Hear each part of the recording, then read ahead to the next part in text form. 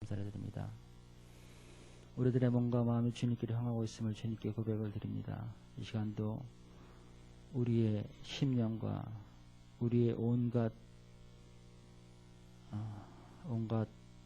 저희들의 목표가 주님을 향할 수 있도록 하나님 인도해 주시기를 간절히 소망합니다. 이제 다가오는 5월 마지막 주간의 성령 강림절입니다. 하나님, 저희들의 마음을 성령으로 인쳐 주시기를 간절히 소망합니다. 성령 강림절을 통해서 우리들의 몸과 마음을 다시 한번 주님 앞에 성령으로 다시 한번 인쳐 주시길 원하면서 그것을 통해서 우리가 다시 한번 심령의 회복을 주님 앞에 의탁을 드립니다. 하나님, 그 우리들의 심령 속에서 하나님께로 향하는 우리들의 믿음과 마음이 주님께서 보시기에 합당하고 잘하고 있는 우리 사랑하는 자녀들 될 수 있도록 하나님 우리들을 인도해 주시옵소서. 성령의 강림하심이, 성령의 역사하심이 오늘 이 시간 또 우리와 함께 해주시길 간절히 소망하며 예수님의 이름으로 기도드렸습니다. 아멘.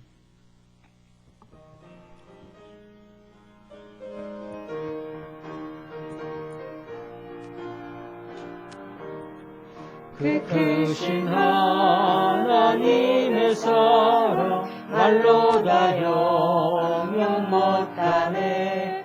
저 높고 높은 별을 넘어 이 낮고 낮은 땅 위에 죄범한 영혼을 그 아들 보내사 화목제로 삼으시고 죄 용서하셨네. 하나님 크신 사랑은 증량다 못하며 영원히 변치 않는 사랑 성도여 찬양하세. 괴로운 시절 지나가고 땅 위에 영화세할 때 주 믿지 않던 영혼들의 큰 소리 외쳐 울어도 주 믿는 성도들에게 큰 사랑 베푸사 우리의 죄 사했으니 그래 이제까 하나님 크신 사랑은 증량다 못하며 영원히 변치 않는 사랑 성도여 찬양하세. 하늘을 두루마리 삼고 바다를 먹물 삼아도 한없는 하나님의 사랑 다 기록할 수 없겠네. 하나님의 크신 사랑 그 어찌 닿았을까. 저 하늘 높이 쌓아도 채우지 못하리. 하나님 크신 사랑은 증량다 못하며 영원히 변치 않는 사랑 성도여 찬양하세.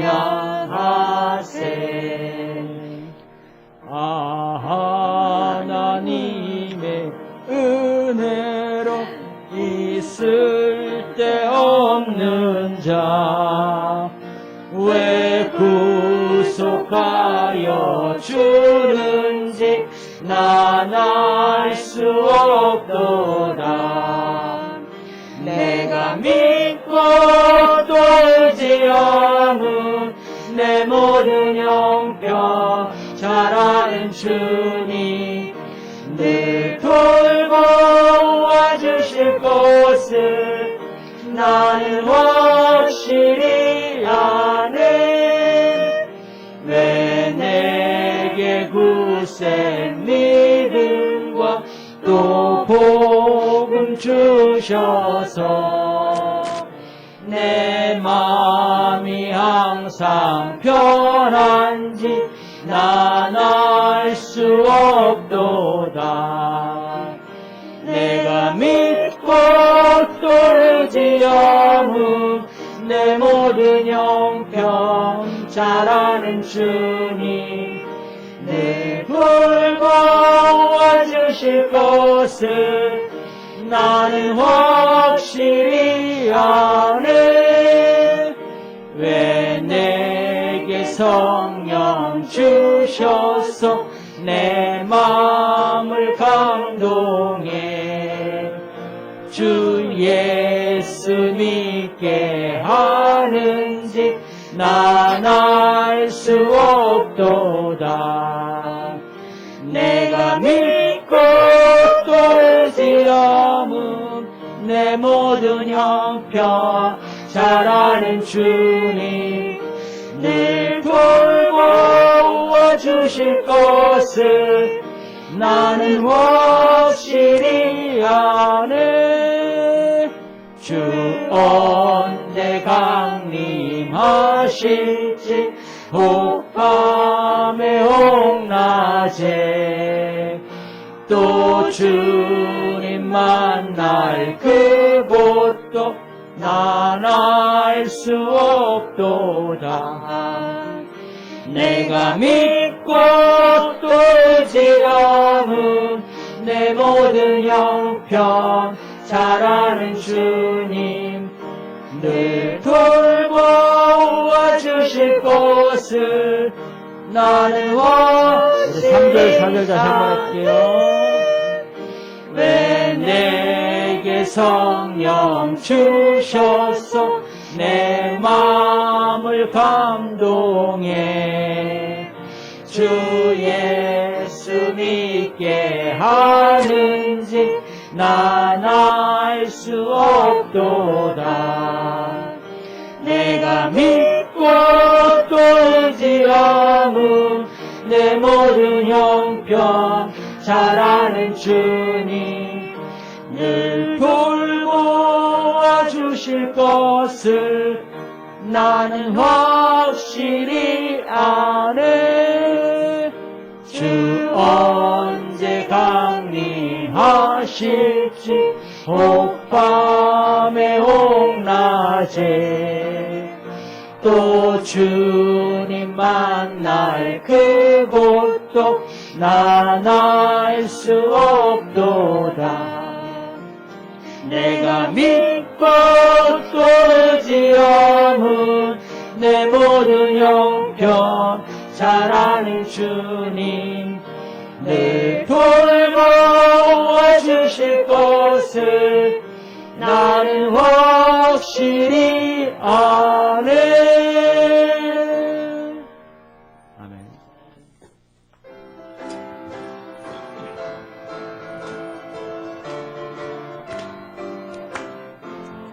할 수 있다 하시니는 나의 능력 주 하나님 의심 말라 하시고 물결 위 걸으라 하시네. 할 수 있다 하신 주 할 수 있다 하신 주 믿음만이 능력이라 하시네. 믿음만이 능력이라 하시네. 할 수 있다 하시니는 나의 능력 주 하나님 나를 바라보시고 능력 준다 하시네. 할 수 있다 하신 주 할 수 있다 하신 주 사랑만이 능력이라 하시네. 사랑만이 능력이라 하시네.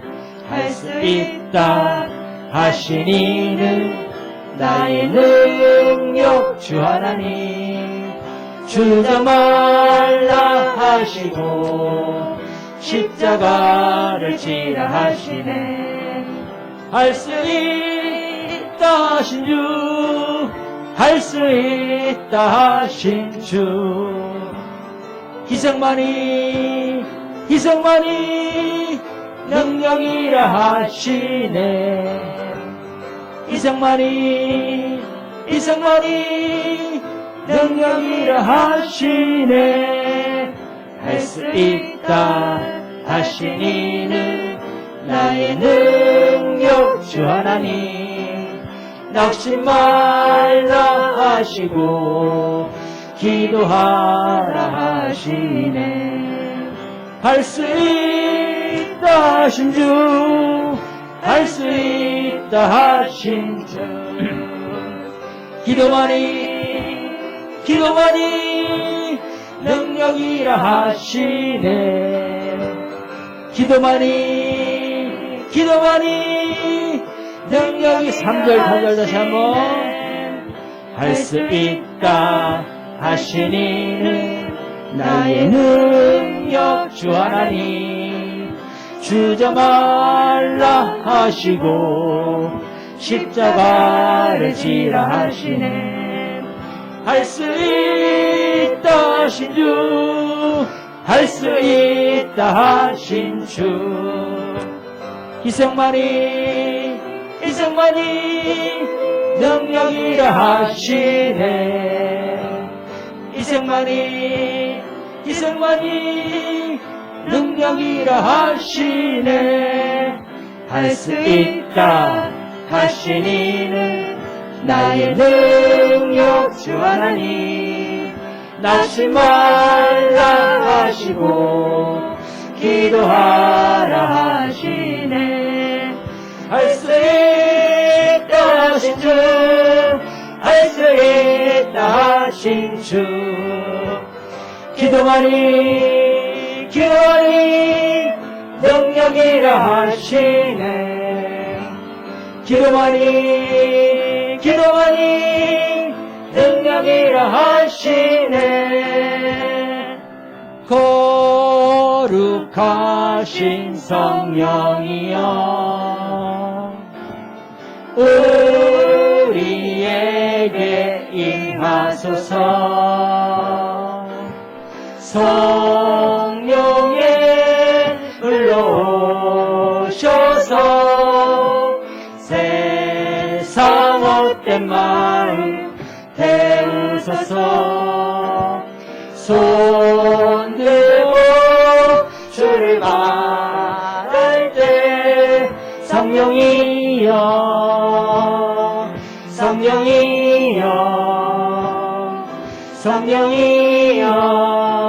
임하.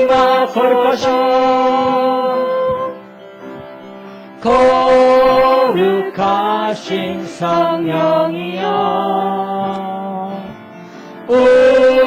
우리에게 임하소서. 성령의 불러오셔서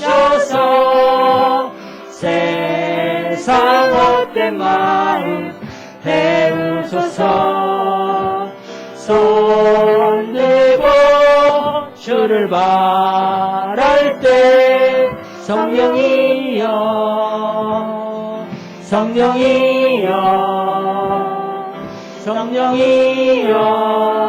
임하고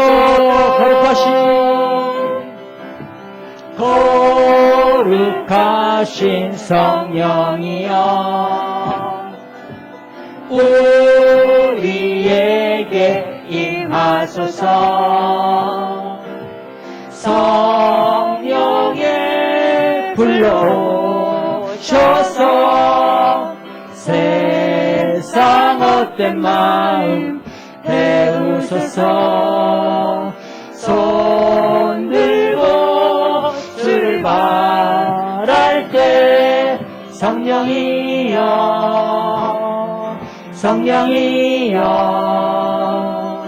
성령이여 임하소서. 아멘.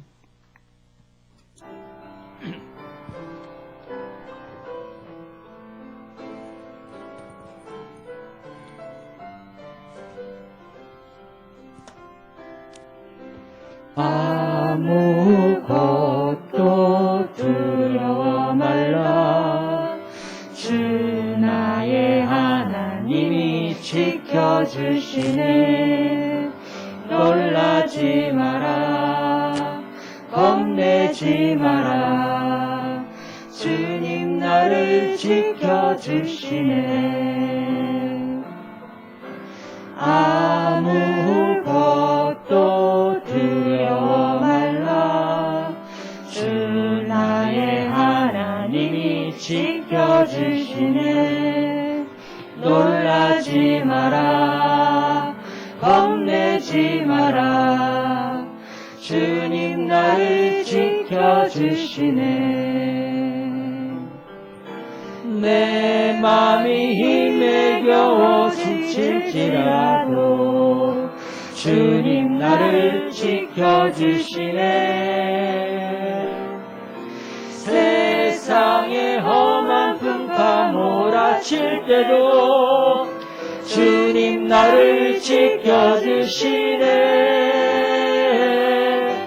주님은 나의 산성, 주님은 나의 요새, 주님은 나의 소망, 나의 힘이 되신 여호와. 주님은 나의 산성, 주님은 나의 산성, 주님은 나의 요새, 주님은 나의 소망, 나의 힘이 되신 여호와.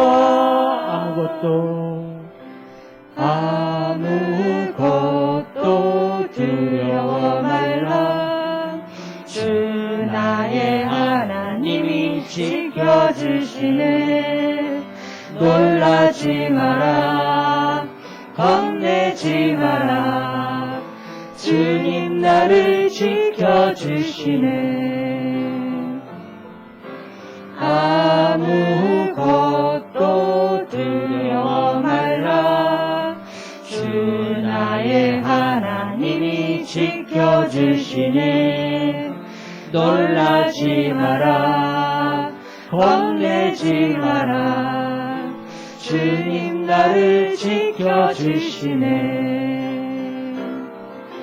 내 맘이 힘에 겨워 지칠지라도 주님 나를 지켜주시네. 세상의 험한 풍파 몰아칠 때도 주님 나를 지켜주시네. 주님은 나의 산성, 주님은 나의 요새, 주님은 나의 소망, 나의 힘이 되신 주님은 나의 산성, 주님은 나의 산. 우리 하나님 말씀 같이 보겠습니다. 골로새서 1장 1절에서 6절까지 우리 한 절씩 교독하겠습니다.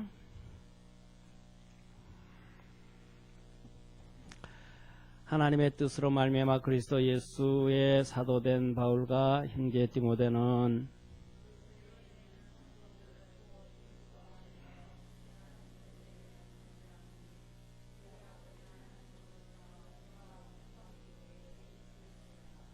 우리가 너희를 위하여 기도할 때마다 하나님 곧 우리 주 예수 그리스도의 아버지께 감사하노니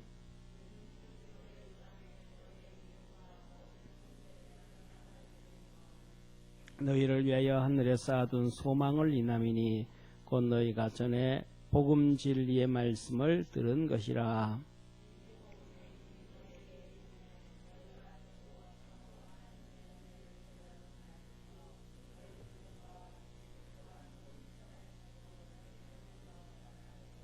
아멘.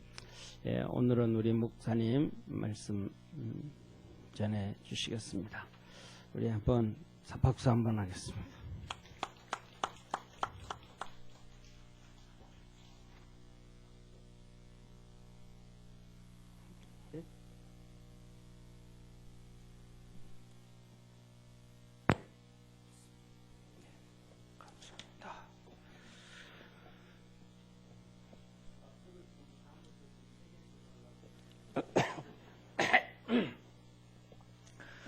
박수 안 쳐도 됩니다.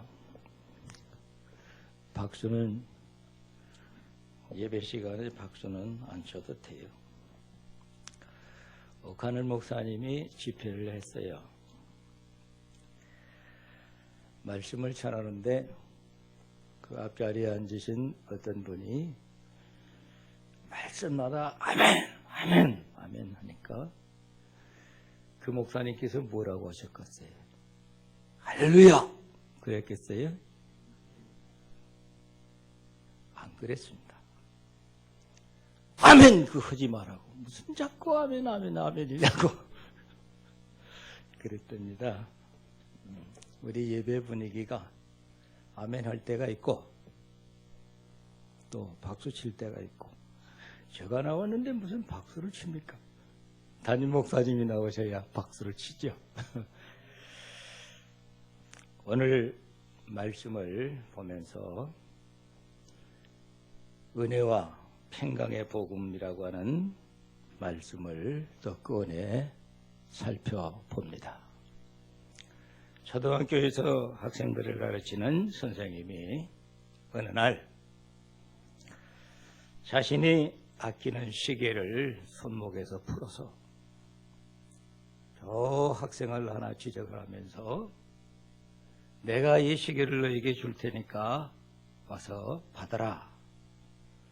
그러니까 그 학생이 선생님이 하시는 말씀이 농담인 줄 알고 빙그레 웃으면서 그냥 나가지 않았습니다. 선생님이 또 다른 학생을 지적을 하면서 너에게 시계를 줄 테니까 와서 받으라. 이 학생이 자기가 일어나서 나가서 시계를 받으면 다른 학생들이 보고 비웃을까봐 빙그레 웃으면서 또 안 나갔습니다. 그러자 선생님이 저기 제일 작은 학생에게 너에게 이 시계를 줄 테니까 너 와서 받아라. 그러니까 이 학생이 벌떡 일어나서 앞으로 쫓아나가서 선생님의 시계를 받아가지고 호전문에 집어넣고는 꾹뻑 감사합니다 하고 인사를 하고 들어갔어요. 선생님이 말했습니다. 네가 내 말을 믿어주어서 참 고맙다. 그리고 내가 내게 준다고 하는 것을 받아주어서 참 고맙다. 그 시계는 오늘부터 내 것이 되었다. 잘 사용해라. 이렇게 이 얘기를 했습니다. 우리는 오늘 누구에게 무엇을 받았습니까? 우리는 하나님으로부터 받은 것이 있습니다. 하나님으로부터 오늘 우리는 뭘 받았습니까? 조금 전에 성령에 대한 노래를 불렀습니다. 성령 받았습니까? 물론 성령 받았다고 생각하죠. 그러나 어떤 성령을 어떻게 받았습니까? 구체적으로 그것을 우리는 만져보아야 합니다. 또 경험해 보아야 합니다. 그러나 막연히 성령이 이 전등불처럼 비쳤다가 꺼졌다가 비쳤다가 꺼졌다가 그런 성령을 기대합니까? 따뜻한 햇볕이 비춰지는 것처럼 그 성령이 따뜻하게 우리에게 비쳤다가 또 사라졌다가 그런 성령을 생각을 하십니까? 기분 좋을 때 쏟아지는 그런 감정의 어떤 성령을 생각하십니까?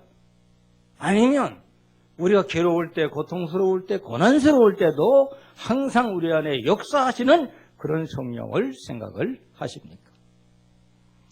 우리는 하나님으로부터 무엇을 받았는가? 아주 중요한 문제인 것입니다. 우선 생각해 봅니다. 나는 하나님으로부터 무엇을 받았는가? 나와의 하나님과의 관계 뭡니까?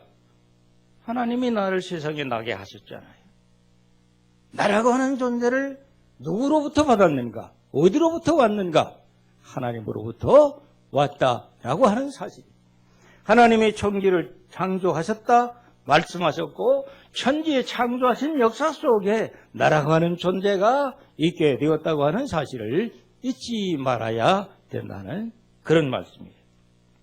그래서 오늘 우리는 하나님으로부터 받은 내 존재의 가치를 생각할 때 그 하나님의 은혜를 생각하는데 그럼 그 하나님의 은혜가 이 나라고 하는 존재에게 어떻게 미쳐지고 또 그 은혜가 무엇이며 은혜로 인해서 내게 일어나는 현상이 어떤 것인가를 우리가 깨닫는 것. 그게 중요하다고 하는 것입니다. 오늘 골로새 말씀을 우리가 보면은 이 골로새서는 사도 바울이 계시를 받아서 쓴 편지다라고 우리는 잘 이해를 합니다. 그래서 골로새서의 저자는 사도 바울이다라고 말씀을 합니다. 1절의 말씀을 보면은 바울 자신이 이 편지를 골로새에게 써서 보낸다라고 말씀을 하지요. 그럼 어디서 썼느냐? 로마 옥중에 갇혀 있을 때, 혹은 어떤 학자들은 말하기를 예배소 옥중에 있을 때에 이 편지를 썼다고 말하는 일도 있지만은 거기에 대한 증빙성은 조금 애매모호하다는 것을 우리가 깨닫게 되는 거죠. 그래서 확실한 증거는 사도 바울이 로마 옥중에서 가장 긴 세월 동안 고난을 당하고 있었을 때 그곳에서 쓴 편지가 바로 이 골로새서 중에 하나다라고 하는 것을 볼 수가 있어요. 4장 10절의 말씀을 보면은 자기 자신이 갇힌 가운데서 이 편지를 쓰고 있다, 이 편지를 썼다라고 그렇게 말씀을 하고 있습니다. 그럼 무엇 때문에 이 편지를 썼느냐? 복음 전가하는 일 때문에. 뭐 개인 사정 때문에 쓴 것이 아닙니다. 개인의 즐거운 일 때문에 쓴 것도 아닙니다. 고난받는 일 가운데 쓰는 것도 아닙니다. 누구를 만났기 때문에 즐거운 일이 있어서 쓴 것도 아니라고 하는 사실입니다. 복음 증거하는 내용을 확실하게 하기 위해서 이 편지를 쓰고 있다라고 하는 거죠. 또 어떤 환경, 어떤 형편이냐? 갇힌 자, 억압받는 자, 괴로움을 당하는 자, 그런 가운데 처해 있는 형편에서 여기에 참 중요한 것을 우리가 깨닫게 되죠. 사람은 고난을 받고 있을 때, 괴로움을 당하고 있을 때, 고통스러움에 있을 때 무슨 생각이 나갔어요? 아무 생각 없습니다. 아무 일도 하고 싶은 일이 없습니다. 더군다나 이 편지 한두 장이 아닙니다. 긴 내용의 이 얘기를 어떻게 쓰고 싶은 마음이 있겠습니까? 고생스럽고 수고롭고 어렵고 힘든데 우리가 살아가면서 어렵다 힘들다 할 때 뭘 하고 싶습니까? 하고 싶은 일이 없잖아요. 모든 게 낙심하고 실망하고 좌절하는 가운데서 내판가치고 덮어버리고 싶은 그런 생각이 드는 거죠. 또 우리 젊은 학생들은 어떡합니까? 힘들고 어려울 때 공부하기 싫어요. 덮어버리고 싶어요. 아무것도 하고 싶은 생각이 없습니다. 어제 저녁에 우리 손자 녀석들이 오셨어요. 내가 붙들고 이 얘기하면서 공부하기 재밌느냐? 재미없다는 거예요. 그래서 내가 또 쇼크를 했어요. 왜 재미가 없어? 너가 할 일 중에서 뭘 해야 되느냐? 이거. 공부하는 일밖에 없지 않느냐? 그러니까 공부할 수 있는 기회를 주신 것 고맙고 감사해서 즐거운 마음으로 해야 되고 기쁜 마음으로 해야 되고 내가 할 일은 그거밖에 없어. 그래야지. 그래 즐거운 마음, 기쁜 마음으로 공부를 해지게 되면 공부가 되기도 하고 기억이 또 되기도 하고 그리고 결과가 좋은 것이 되고 그런 거 아니냐? 그 이외에는 다른 걸 생각할 것이 없다 그 말이죠. 오늘 우리는 이 사도 바울이 골로새 편지를 쓸 때의 그 형편, 고난받는 가운데, 괴로움을 당하는 가운데, 옥중에 갇혀서 지금 얼마나 고생스러운 일입니까? 그런 가운데서 편지를 쓰고 있다라고 4장 10절에서 또 보면 말씀을 깨달을 수가 있습니다. 그러면 어떤 지위에서 그는 사도지 않습니까? 1절에 말씀하기를 예수의 사도된 바울과 형제 디모데는 그렇게 말씀하고 있죠. 그럼 자신이 지금 어떤 위치에서 지금 이 편지를 쓰느냐? 사도가 됐다. 사도의 위치에서 썼다는 건. 또 그런가 하면은 23절에 내려가서 말씀을 보면은 복음의 일꾼이다. 자신을 또 다른 면에서 소개를 합니다. 사도로만 주장하는 것이 아니고 사도가 해야 할 일이 뭐냐? 복음 증거, 복음을 증거하는 일꾼이다라고 말씀하고 있는 것을 보게 되지요.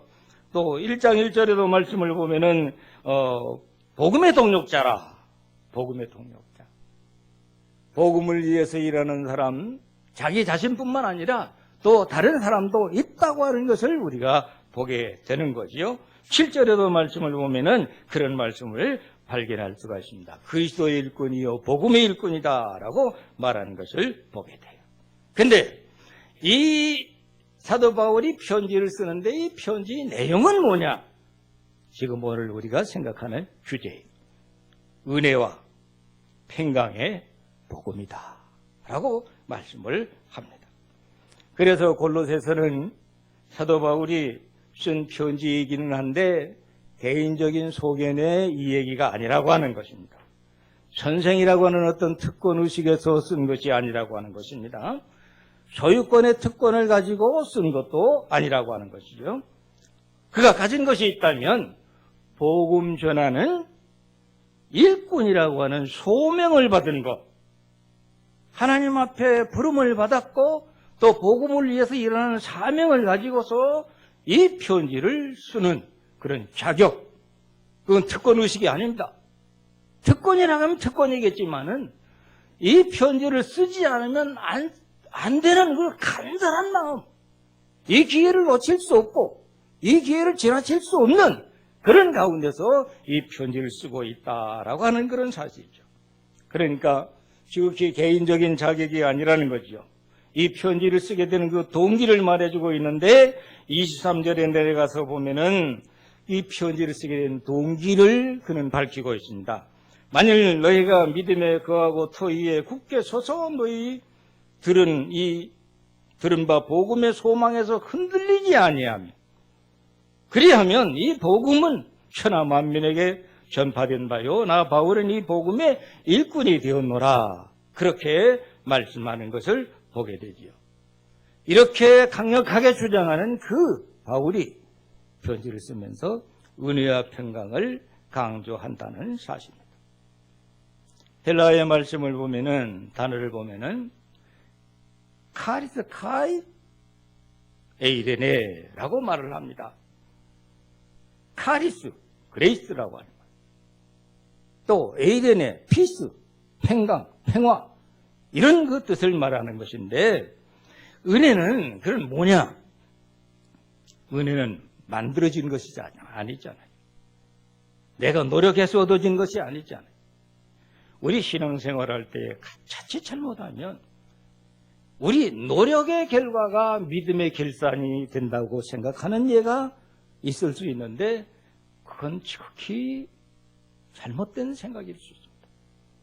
예를 들면 우리가 이렇게 설교를 한다 합시다. 우리가 하나님을 사랑해야 됩니다. 하나님을 사랑해야 됩니다. 하나님을 지극히 사랑해야 됩니다. 열심히 하나님을 사랑해야 됩니다. 하나님을 사랑하면 하나님도 나를 사랑합니다. 우리가 하나님을 사랑하면 하나님도 우리를 사랑합니다. 그렇게 설교할 수 있어요. 우리도 그렇게 설교를 들어올 수 있어요. 그렇게 가르칠 수도 있었어요. 맞습니까? 그러면 아멘 하겠어요? 아니지요. 생각해 보세요. 내가 하나님을 사랑하니까 하나님이 나를 사랑했습니까? 우리가 하나님을 열심히 사랑했으니까 하나님이 우리를 사랑해 주신 것입니까? 그런 하나님은 아니에요. 그 사랑이 어디서 온 거예요? 하나님이 나를 사랑하시니까, 하나님이 우리를 사랑하시니까 우리는 하나님을 사랑하게 된다. 그런 말이에요. 그것이 뭡니까? 그게 하나님의 은혜라고 하는 거지요. 그래서 하나님의 은혜는 무조건적이다. 무조건적. 우리가 성경을 믿는 믿음의 교리 가운데 무조건이라고 하는, 무조건 선택이라고 하는, 무조건 선택. 하나님이 우리를 선택해 주셨는데 이쁜 면이 있어서 선택해 주었습니까? 잘난 면이 있어서 선택해 주었습니까? 돈을 헌금을 많이 하니까 선택을 해 주셨습니까? 노래를 잘 부르니까 선택을 해 주셨습니까? 지식이 있으니까 선택해 주셨습니까? 유명한 면이 있으니까 선택해 주셨습니까? 아니지요. 오늘 우리 목사님 말씀 가운데 그랬잖아요. 못났어도 부족했어도 하나님이 뭐예요? 이스라엘 백성을 선택해 주셨다. 오늘 우리를 선택해 주신 것은 어떤 조건이 있어서 받을 만한 조건이 있어서 우리에게 은혜 주신 것이 아니라 하나님이 무조건적으로 우리에게 은혜 베풀어 주셨다는 거예요.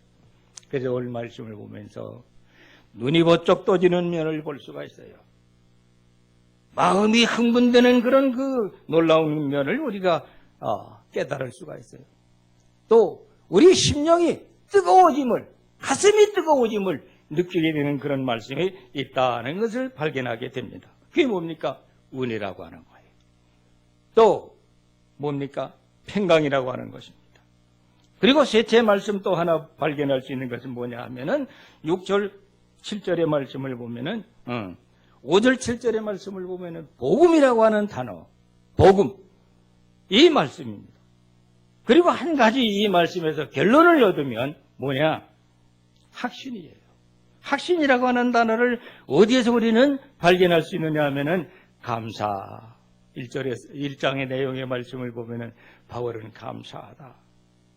감사라고 하는 것이 어디에서 온 것입니까? 뭔가 얻었다는 거예요. 뭔가 받았다는 거예요. 그래, 내가 하나님으로부터 뭔가 받았지 않아요? 감사하지 않아요? 그럼 받은 것에 대한 감사가 다른 면으로 표현하면 뭡니까? 확신이란 말이에요. 우리 믿음의 확신이에요. 감사가 확실하면 믿음의 확신이 있는 거예요. 감사가 확실치 아니하면 우리 신앙에 확실이 없다라고 하는 사실. 우리의 믿음의 생활이 뜨거워져야 돼요. 우리의 믿음의 생활이 흥분이 되고 우리의 믿음의 생활에 눈이 떠진다면 확신이 있기 때문에, 그럼 확신을 가지는 신자는 어떤 표현을 할 수 있습니까? 감사하다. 감사하다. 감사할 줄 아는 사람은 얼굴이 어때요? 크리스찬의 얼굴이 있잖아요. 밝은 빛이 있잖아요. 뭔가 희망이 있잖아요. 그래서 하나님께서 우리에게 주신 은혜는 평강을 가져오는데 은혜와 평강만 있으면 되겠느냐? 은혜와 평강이 있으면 되는 게 아니라 깊이 생각해야 돼요. 은혜와 평강이 어디에서 온 것이냐? 이거 생각해야 되잖아요. 우리에게 은혜가 있고 지금 우리가 소유하는 이 심령 속에 평안이 있는데 그 은혜와 평안이 어디서 왔느냐? 은혜를 주장하고 평강만 주장하게 되면 소용이 없는 거지요. 그 은혜와 평강이 어디서 왔느냐?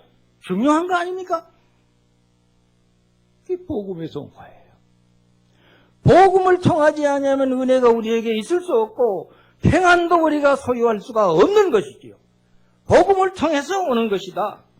그래서 복음으로 구원을 받게 된 것이 뭐냐면 은혜라고 하는 거죠. 구원은 율법을 행함으로 말미암아 받는 것이 아니다. 성경은 말해주고 있습니다.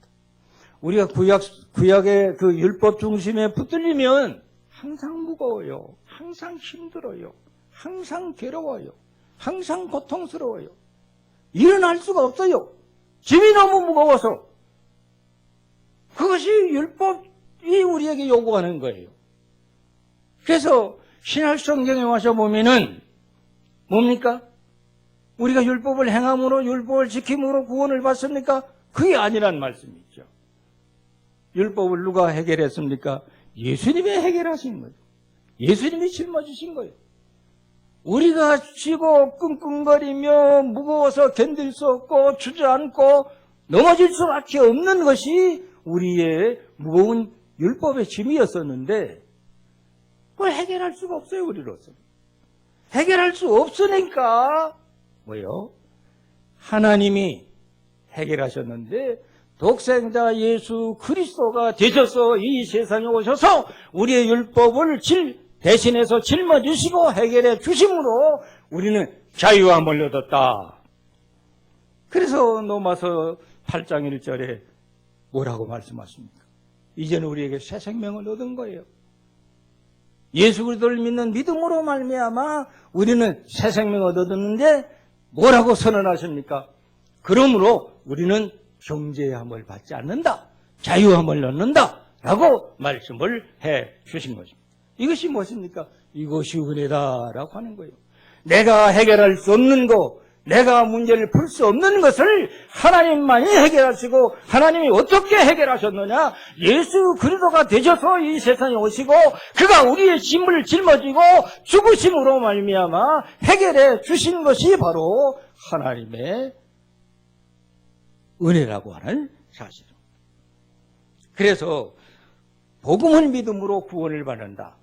이것이 신약 성경에서 해결해 주시는 키라고 하는 사실을 볼 수가 있어요.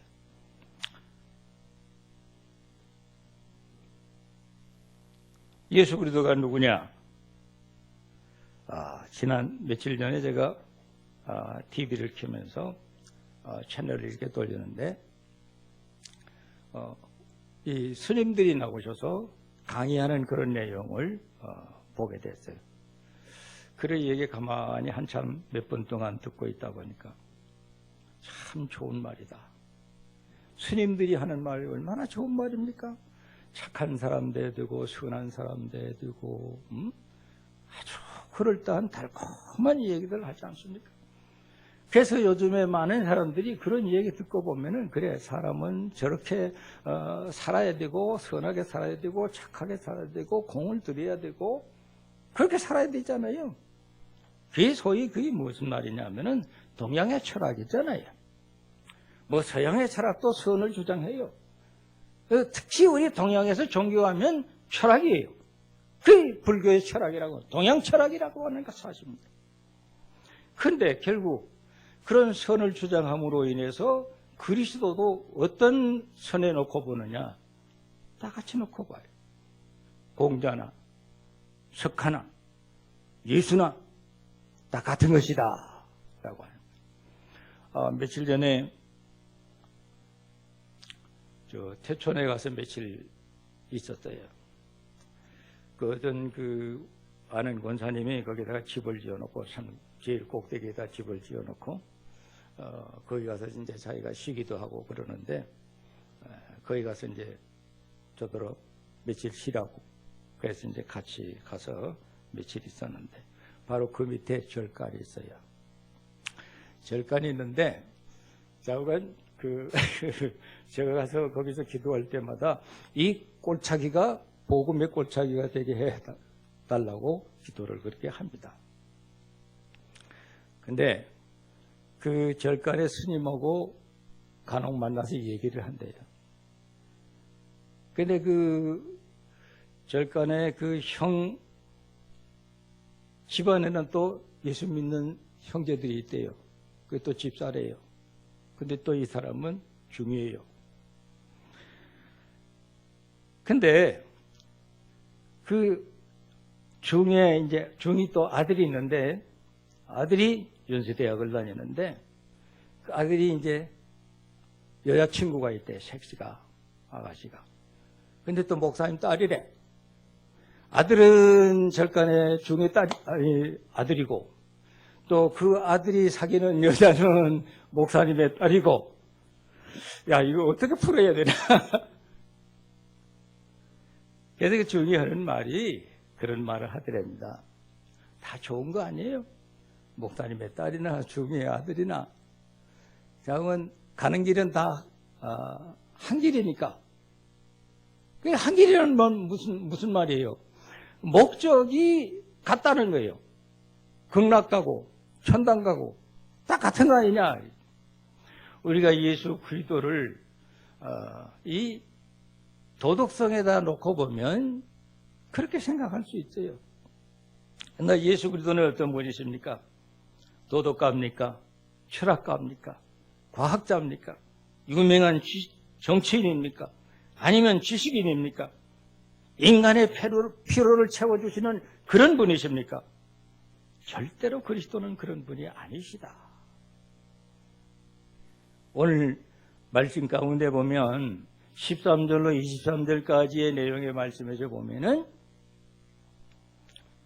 예수 그리스도와 나와의 관계를 확실하고 분명하게 보여주는 그런 내용을 발견할 수가 있어요.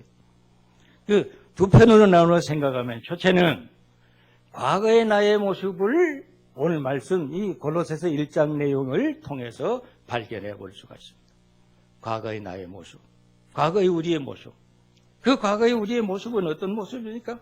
과거의 나의 존재는 하나님의 원수였었다. 21절에 있는 말씀을 보면은 하나님의 원수가 있었다. 하나님의 원수가 누구냐? 과거의 나는 하나님의 원수였었다.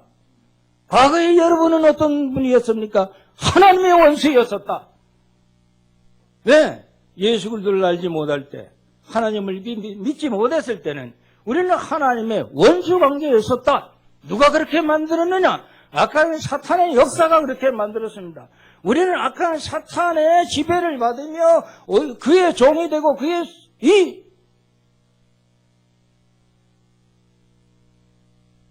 종의 모습에서 벗어나지 못하고 있었기 때문에 하나님의 원수가 된 그런 존재 사탄의 관계에 있었다. 또 13절에 있는 말씀을 보면 흑암의 권세에 빠져있던 우리의 모습, 나의 모습이었었다는 것을 볼 수 있습니다. 또 14절에서는 뭐라고 말하니까 내가 바로 죄인이었었다. 이런 점을 발견할 수가 있는 거지요.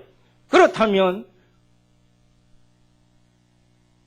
나는 영원히 멸망받을 수밖에 없는 심판의 대상이 되는 존재가 바로 나의 과거의 존재였었다라고 하는 거죠.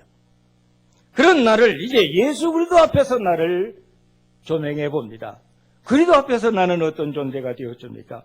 22절에 있는 말씀을 보면은 그리스도는 나를 위해서 죽었다. 왜 죽었느냐? 어떻게 죽었느냐? 20절에 십자가에서 죽었다. 십자가에 피 흘려 죽으셨다. 내가 십자가에 피 흘려 죽었어야 되는데, 내가 십자가에서 찢겨졌어야 되는데, 내가 십자가에서 형벌을 받았어야 되는데, 그리스도께서 십자가에서 나를 대신해서 죽으셨다. 피 흘리셨다. 형벌을 대신 받으셨다라고 하는 것입니다. 왜 그렇습니까? 14절에 다시 돌아와서 말씀을 보면 내 죄를 계속해 주기 위해서 주님이 죄를 대신 치루어 주셨다고 하는 사실을 보여주고 있습니다. 그러므로 내가 죄 사함을 받게 된 것이죠.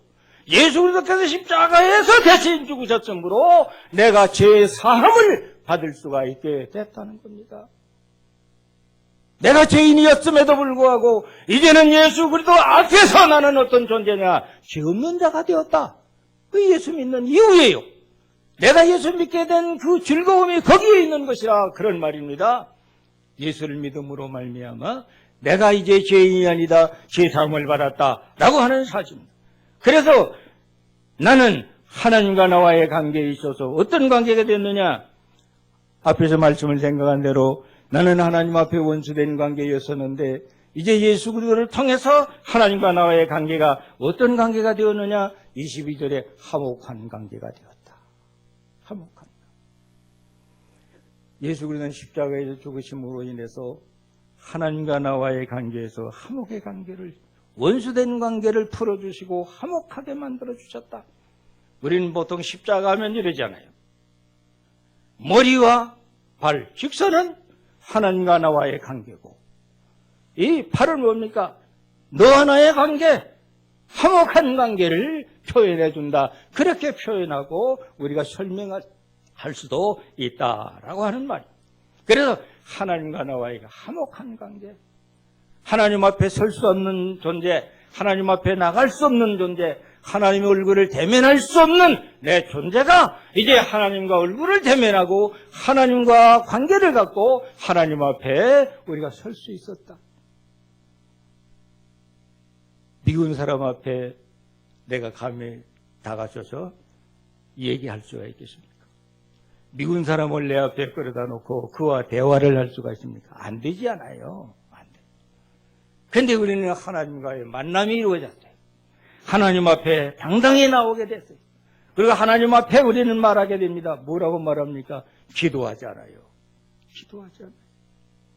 때로는 하나님 앞에 눈물 흘리며 기도하고, 때로는 당당하게 기도하고, 때로는 큰 소리로 기도하고, 우리는 하나님 앞에 요구하는 말을 내놓고 간절히 기도하게 된다라고 하는 사실입니다. 또 하나님과 나와의 관계가 어느 정도 깊은 관계가, 유대 관계가 됐느냐. 22절에 있는 말씀을 다시 보면은 흠도 없고 책망할 것이 없는 자로 만들어 주셨다. 이래봐도 우리는 하나님 앞에 어떤 존재냐? 흠 없어요. 흠이 없는 존재. 책망할 것이 없어요. 그러니까 우리 목사님, 우리가 설교하면서 성도들 함부로 책망하지 맙시다. 흠을 지적하지 맙시다. 율법적으로 얽매이도록 하지 맙시다. 이거예요. 왜? 하나님도 우리를 흠을 보지 않아요. 하나님도 우리를 책망하지 않아요. 네, 예수께서 십자가로 인해서 다 책임지셨어요. 해결해 주셨어요. 문제 풀어주셨어요. 그래서 하나님 우리를 흠 있는 자로 보지 않아요. 책망할 것으로 보지 않는다는 말입니다. 그런 면에서, 원칙적인 면에서 우리는 하나님 앞에 얼마나 아름다운 존재냐. 여러분, 사랑하는 자식들을 품에 안고 양육을 하지 않아요? 근데 진정한 부모와의 자식 관계는 흠이라고 하는 점이 보여지면 안 돼요. 그 자식이 바로 커질 수 없어요. 바로 가까이 할 수가, 해질 수가 없어요. 빗나갈 수밖에 없어요. 그 부모가 자식들을 맨날 꾸짖어 보세요. 맨날 지적해 보세요. 맨날 잘못된 것만 주워박아 보세요. 그 아이가 어떻게 되겠어요? 반드시 빗나가지요. 반드시 뛰쳐나가지요. 잘못되는 거죠. 그러나 흠이 있음에도 불구하고 나는 이 아이 앞에 어떤 존재냐? 엄마예요. 아버지예요. 끌어안아줘야 돼요. 품어줘야 돼요. 그게 뭡니까? 거기에 변화가 일어나기 때문에. 그게 새로운 역사가 일어나기 때문에. 율법은 결코 우리를 고칠 수가 없어요.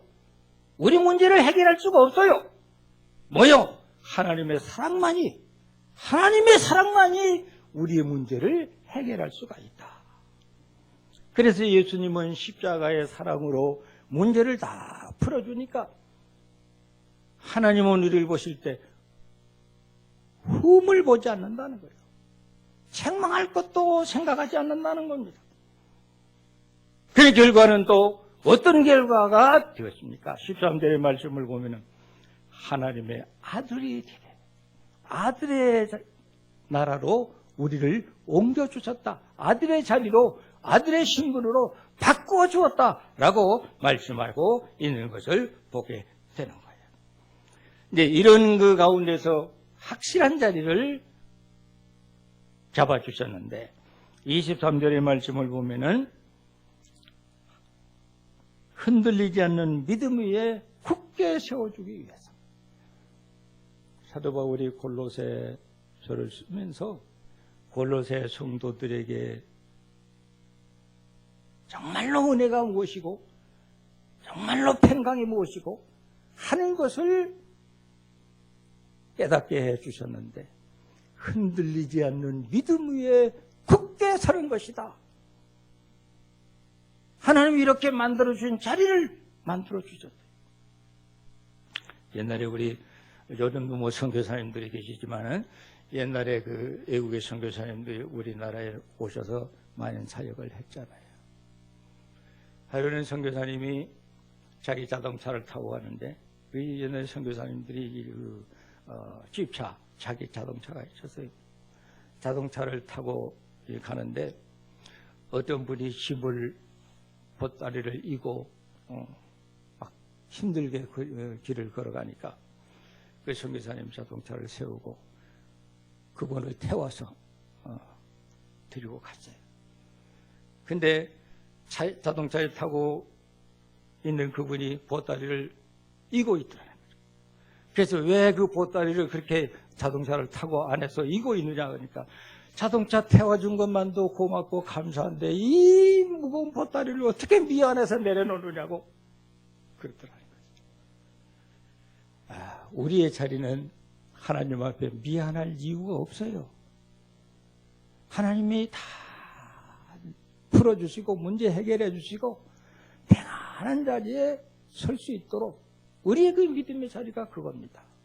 이제는 우리가 믿음의 확신을 가지면 적어도 근심이라고 하는 거, 걱정이라고 하는 거, 염려라고 하는 거, 그건 내 몫이 아니고 하나님의 몫이고 하나님께 다 맡겨놓고 우리는 평안한 마음으로 은혜에 풍성한 믿음의 마음으로 우리는 하나님 앞에 여유 있는 신앙의 생활을 하는 것이 바로 우리의 신앙이라고 하는 것을 잊지 말아야 할 것입니다. 바로 이것이 뭐냐면 복음이라고 하는 거예요. 이 복음을 확신해야 됩니다. 이 복음을 우리는 소유했다는 이 확신을 우리는 잊어서는 안 된다는 사실입니다. 이게 뭐냐면 이거 은혜거든요. 이게 평강이거든요. 이 은혜와 평강을 갈망하지만은 복음이 없으면 그 아무 소용이 없는 거예요. 은혜와 평강은 어디서 온 것이냐? 다시 우리는 새겨보지만은 복음에서 온 것이 은혜와 평강이다라고 하는 사실입니다. 그래서 골로새 성도들에게 은혜와 평강으로 편지를 하게 된 동기가 여기 있다는 것입니다. 이것이 계시의 내용이기도 합니다. 또 은혜와 평강이라고 하는 사실입니다. 이 은혜와 평강은 바로 복음이라는 것이죠. 예수 그리스도의 복음으로 은혜가 되고 평강이 이루어지게 된 것이죠. 이 은혜와 평강은 자신이 먼저 소유했기 때문에 사도 바울이 이 골로새 성도들에게 간절하게 전하고 가르치고 증거하면서 깨우쳐 주는 것입니다. 우리가 하나님의 말씀을 외칠 때나 하나님의 말씀을 들을 때나 또 우리가 성도들을 만나서 다른 일을 만나서 고민할 때나 이 편지를 읽는 마음으로 우리가 대하게 된다면 정말로 하나님의 놀라우신 은혜와 그 평안을 소유하는 그런 성도의 아름다운 모습을 우리가 잘 깨달을 수가 있게 되고 소유할 수가 있게 된다는 사실입니다. 하나님의 은혜는 우리에게 어떤 조건이 있었기 때문에 우리가 받을 수 있는 것이 아니고 무조건적이라는 사실입니다. 예수님께서 십자가에 달려서 죽으신 것, 그가 십자가에서 우리의 모든 문제를 해결해 주신 것, 그리고 거기에서 우리가 은혜를 입고 구원을 받은 것을 보증해 주는 사실이 바로 예수 그리스도의 십자가에 있다는 것을 잊어서는 안 될 것입니다. 우리의 허물과 죄로 인해서 예수께서 십자가에 대속해 주신 사실은 그 방법 이에는 다른 방법이 없었다고 하는 사실을 우리는 잘 이해하고 깨달아야 될 것입니다. 그런데 예수 그리스도께서 우리의 허물을, 우리의 죄악을, 우리가 영원히 심판받을 수밖에 없는 이 비참하고 초탈한 일들을 십자가에서 해결해 주신 것을 우리가 내동댕이 쳐버리고 우리는 그런 그 예수 그리스도의 은혜를 우리 시야에 밖에 멀리 집어던져 버리고 우리가 갈등을 하고 헤매고 있다면 우리의 신앙생활에는 절대로 안정이 있을 수 없습니다. 평강이 있을 수 없습니다.